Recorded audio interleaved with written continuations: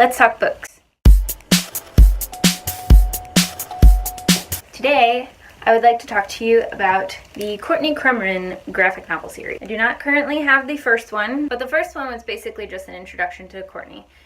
She and her parents move from their kind of not so great neighborhood into her uncle's mansion in this small town. It's a little bit odd, and Courtney is a very dark girl. She always feels kind of alone, and she doesn't connect with the other kids that well. She tries, but she's not very good at it. The forest in this town is inhabited by like the night things, or like fairy creatures, essentially. Goblins, fairies, all that kind of stuff. Courtney finds out that magic exists. Her uncle's a warlock. She realizes that she has the capability of magic, and she starts exploring it. And her uncle kind of, at first he doesn't encourage it, but he doesn't suggest that she stop. And then later on he just encourages it. And it turns out that she's quite the powerful witch. That's the first one. Courtney doesn't always do things that are necessarily the best thing to do. She's kind of morally gray, sometimes just immoral, because she's a kid and she's still learning what morality is. There are some things that she does that are selfish, some things that she does that are just plain stupid, but overall, she's just trying to figure out where she belongs. It's a very heartwarming story, and one that I feel like most kids would identify with. Not knowing where you belong, trying to figure that out, feeling kind of alone, feeling like your parents don't understand you, all that kind of stuff. Now I want to get into the spoiler part of the video, so if you care about spoilers and you haven't read Courtney Crumrin and you want to, then leave now, and this will be here when you finish reading it. But in the meantime, only people who have read it or who don't care about spoilers but want to hear about the books, you can stay and we'll chat. So volume 2 is Courtney Crumrin and the Coven of Mystics. Courtney starts getting herself into trouble. Obviously she's quite powerful, she doesn't always make the right decisions, so she starts getting herself in trouble with sort of like the government of witches. Now in this story, the witches are only allowed to perform magic in that town. There is a lot of prejudice against the night things, which Courtney has befriended quite a few of. So she's constantly finding herself in trouble. Constantly. But the creatures are delightfully creepy. As I said before, Courtney is a relatable character who actively learns through her adventures. And her uncle is curmudgeonly, but so lovable. Her parents were in the first volume, but they weren't in this volume as much. And I was really grateful because her parents are super annoying. And I think that that's another reason that this is one of those things that would be really relatable to a lot of kids, because a lot of kids find their parents really annoying. And a lot of kids' books do sort of have the parents exit early on so that the kid can go on their adventure and whatever. But the difference in this one is that Courtney goes on her adventures, but her uncle always seems to kind of know what's going on and he swoops in when he needs to. Because as I said, some of the creatures are really scary. At least I thought so. Just to give you an idea of the creatures being, like, some of the creatures are creepy but friendly, but some are malicious, like this guy.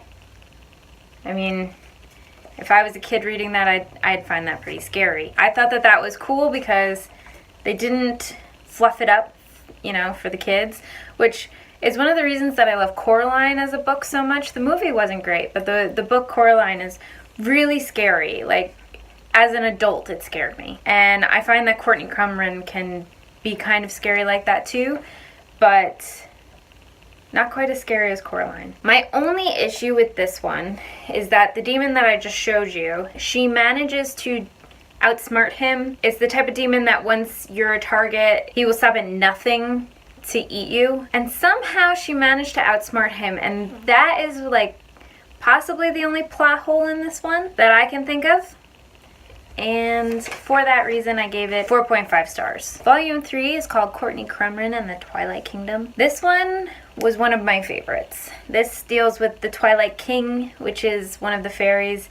He wants to protect his kind by keeping them away from humans, basically. One of the characters in this actually becomes his daughter. When Courtney goes into the goblin market, she makes a comment to one of the other witch students, because she's going to witch school now. one of the other witch students that the Goblin Market isn't Disneyland, because they were also excited to go into Goblin Market, like it was going to be like this great trip, like a vacation sort of thing.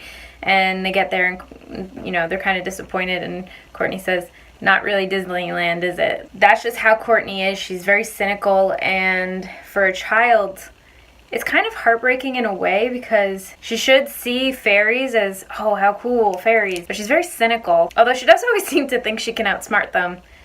And she kind of always does, which is probably why she gets herself into so much trouble. She can be a little arrogant like that, thinking she's wiser than everyone else, except for maybe her uncle.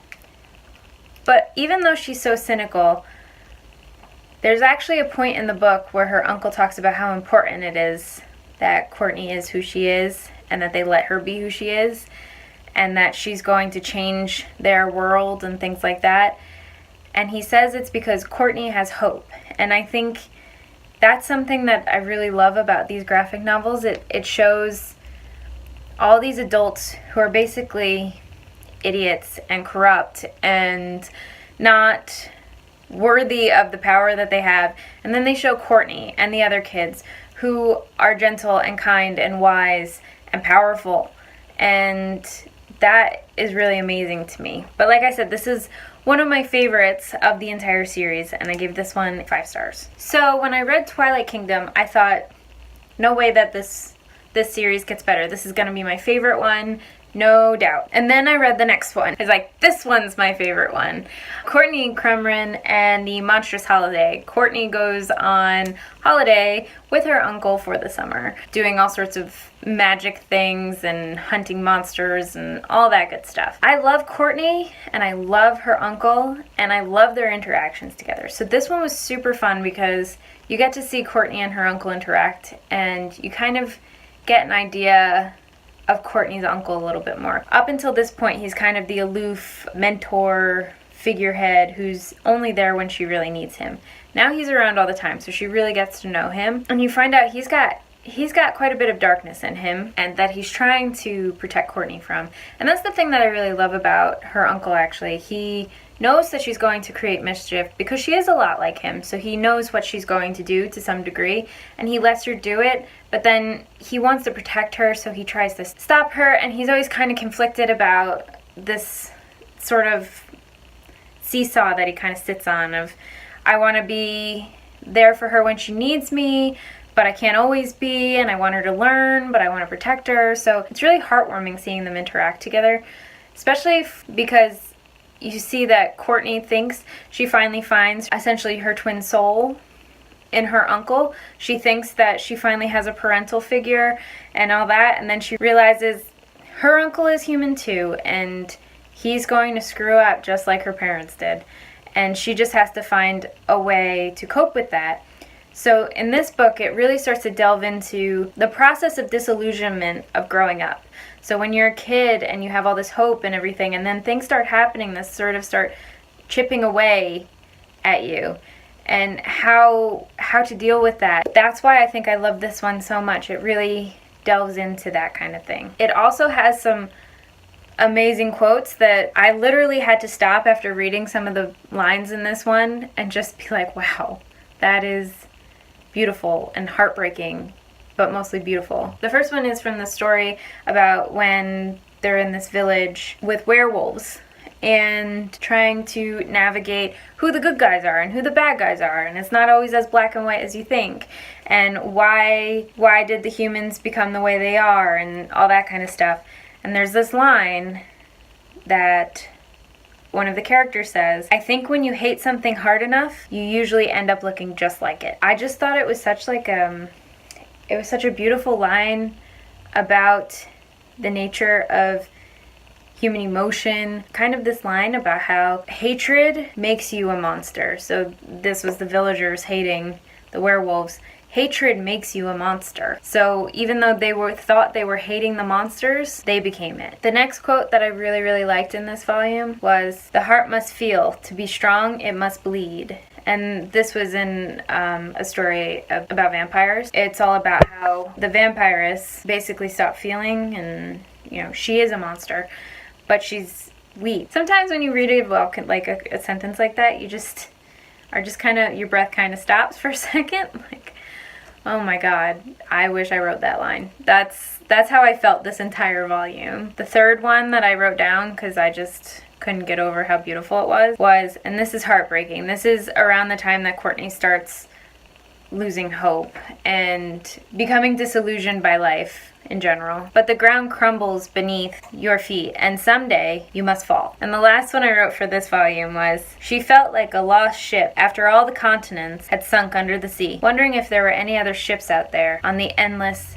empty ocean. And like, some of these just like break your heart, and this is just like, this is like coming of age, realizing that life is more complicated than you think it is when you're a kid. It was just such a beautiful portrayal of Courtney's changing character. Volume 5 is Courtney Crumrin and the Witch Next Door. This is when a girl moves in next door and she finally thinks she found a friend, and they start doing magic, and turns out her friend is even a little bit more twisted than she is. I don't know if I was disappointed in this one because of how much I loved the two before it, or if I was just genuinely disappointed in it. I did not like the new girl. I was kind of bummed about the whole arc. It felt very much like, oh, this is Courtney again. And I think that the reason that it had to be like that is because it was Courtney again if Courtney wasn't a good witch.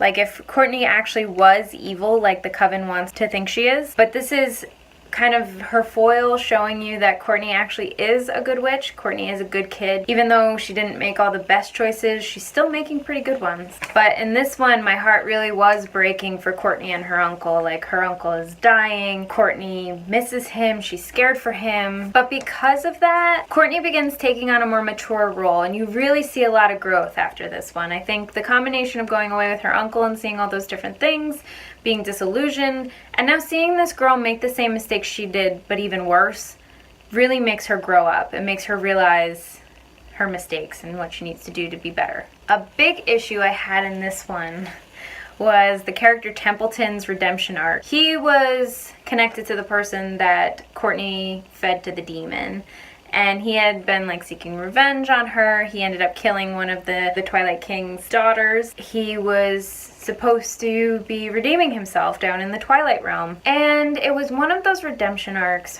where the redemption ended up being basically he sacrificed his life to save Courtney. I'm not saying that sacrifice is not a good way to redeem someone, but it's one of those tropes that I don't really agree with. I don't think that that is the best way to redeem yourself. It seems like, I don't want to say the easy way out, but kind of. I'm kind of wondering if I should do a whole video on this, because there's quite a few books that have done this that I've gotten really frustrated with, Lord of the Rings being one of them. I'm not totally sure redemption and sacrifice are the same thing. I don't know if his sacrificing himself really makes up for the life he took. I don't know. And it's something that I've kind of grappled with for years. And it happens in fantasy a lot. Someone betrays someone and their redemption is that they die. And I'm not really sure that I agree with that concept. But that was my main issue with this one, besides the fact that I didn't like The Witch Next Door. Volume 6 is actually the finale. There's 7 volumes, and I'll talk about volume 7 in a second. But volume 6 is technically the finale of Courtney's arc. This is called The Final Spell. Courtney is on the run from the Coven, and she's on the run with her teacher, who she thought hated her, but her teacher was friends with her uncle, and she owed her uncle a favor, and all that kind of stuff. Her uncle gets roped into basically chasing her down, which they promised him to heal him, basically to extend his life, if he did that. There was a moment where, because Uncle A is such a gray character, I thought for a moment that he might actually take them up on it. And it broke my heart a little because I love Uncle A, and I thought to myself, this can't be right. In the end, he ended up being a good guy, and he had a plan the whole time, which I kind of got upset at myself and upset at Courtney, because I thought to myself, how did I not realize he had a plan? How did I think that he would have turned against his niece? Like, how could I possibly even go there? But that's how well the story is woven, and Uncle A is that ambiguous that it does feel possible, even though really it's not. And at one point, Uncle A says about Courtney, "Don't judge her for her innocence, it was hard won." And I think that that is just another beautiful line. He's still defending her innocence. He's still defending the fact that her innocence is the right decision. Her methods are the ones that are right, and the coven is wrong. He's wrong, and he knows it. She needs to usher in a new way of doing things. I did give this one 5 stars, but I did have a slight issue because it wasn't until this one, the finale, that they introduced the concept of witches having special gifts. And that really bothered me because it was something that should have been at least mentioned, if not explored, throughout the whole thing. But basically, Calpurnia tells Courtney she has a special gift. She has a special gift with words, and Courtney thinks she's making fun of her. And Calpurnia is not. When Courtney reads poetry, there's magic within the words. And that actually is one of those tropes that I actually do like when they start talking about how words have magic. And Courtney's words really, literally have magic in them. She ends up saving the day with that magic, which is great. But I wish it had been mentioned earlier on in the series. This is book 6, and this is the first time it was mentioned. It was really hard to watch Uncle A at odds with Courtney. That was really hard. But Calpurnia came out full force in this one, and I didn't love her character until this volume. I just completely fell in love with her at this point. She is a strong character. She stood up for Courtney. She stood up for Uncle A. All the frustrations that I had with her up until this point, and I had quite a few, just completely dissolved in this. There were all these introductions of kind of minor characters because it had that road trip sort of feel because she was on the run. There were introductions of minor characters like the one older witch who told her, "Don't wait until you're my age to realize that you need other people." Because Uncle A made that mistake and he never told Courtney that it was a mistake. Uncle A isolated himself and it ultimately hurt him. And he didn't want that for Courtney, but he never talked to her about it. And so when this older woman talked to her about it, I thought that that was a great moment for Courtney because she does push people away. Let's be honest, her parents kind of suck.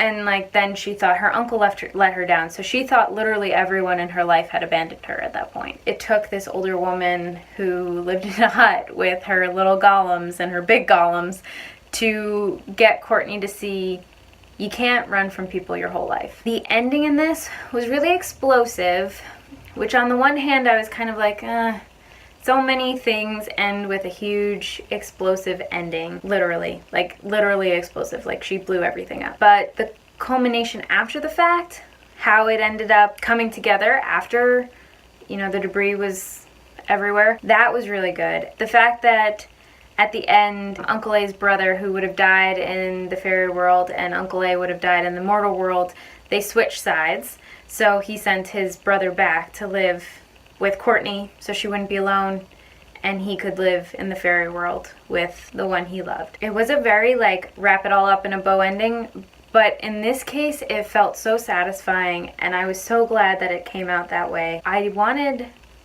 more adventures, but at the same time I kind of wanted the characters to just be able to be happy, and they were happy, and so I was okay with that, which is unusual for me. As I said before, there are 7 volumes. Volume 7 is a prequel. It is Uncle A's youth. He infiltrates an anti-magic society and starts dealing with some of the criminal magic on his own while simultaneously trying to break down the prejudices of the anti-magic society. It was fascinating to see Uncle A young, to see who he was before he became this curmudgeon of an old man. And it shows you he was tricky his whole life. He kind of played both sides his whole life. But also that he didn't want to be alone. You could tell he was in love and didn't want to be alone, but ended up that way anyway because it was what was best for everyone. And that was kind of heartbreaking, but also heartwarming at the same time. I gave 4.5 stars instead of 5. I had to dock half a star because I didn't love the narrator, and that was a bummer because the narrator in the Courtney Crumrin ones were generally night things or fairies or things like that. They were very enjoyable narrators. This one, the narrator was the woman he ended up falling in love with, who essentially had a hate-love relationship with him, and it was frustrating to read it through her eye. I wish it was a first-person narration, but I guess then you wouldn't see like the slippery like an eel side of Uncle A, which is what makes it fun. But in any case, I love seeing Uncle A young. It was really great to get the insight into his character that we get. And you also get the origin story of Calpurnia to some degree because she's the child of the other two. It's a bittersweet book, but it's pretty good. It's still not my favorite in the series, but it's good. So altogether, I would say that that is a series that I would recommend to pretty much anyone of any age. And I'd like to look into Ted Nyfa to see if he has any other works that I could look into, because I think he's really talented. Like, so talented. I think he wrote and illustrated them. It's unlike most graphic novels that aren't like dark adult graphic novels that I've read. The story is great, the characters are great, and there's like so many beautiful lines that came out of that series that can't get out of my head. It really was like a beautiful work of art. As always, there are so many books and so little time, so I'm gonna go read, and I will see you in my next video. Bye!